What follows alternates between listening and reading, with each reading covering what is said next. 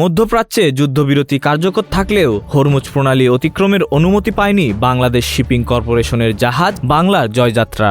আঞ্চলিক সংঘাতের কারণে প্রায় ৪০ দিন ধরে জাহাজটি আটকা ছিল। যুদ্ধবিরতির পর গত ৮ এপ্রিল সৌদি আরবের রাস আল খায়ের বন্দর থেকে হরমুজ প্রণালীর উদ্দেশ্যে যাত্রা শুরু করে জাহাজটি। প্রায় ৪০ ঘন্টা যাত্রার পর শুক্রবার সকালে হরমুজ প্রণালী থেকে ৫০ নটিক্যাল মাইল দূরে অবস্থান নেয় বাংলার জয়যাত্রা। এরপর ইরান সরকারের কাছে প্রণালী অতিক্রমের অনুমতি চাওয়া হলে তা প্রত্যাখ্যান করা হয়। তাৎক্ষণিক কোনো বিকল্প ব্যবস্থা না থাকায় জাহাজটি ঘুরে শারজাহ ওপিএল এর দিকে রওনা দেয়, ফলে যাত্রা আরও বিলম্বিত হয়েছে। বিশ্লেষকদের মতে হরমুজ প্রণালীতে চলাচল নিয়ে চলমান অনিশ্চয়তা আন্তর্জাতিক বাণিজ্য ও জ্বালানি পরিবহনে নতুন চ্যালেঞ্জ তৈরি করতে পারে।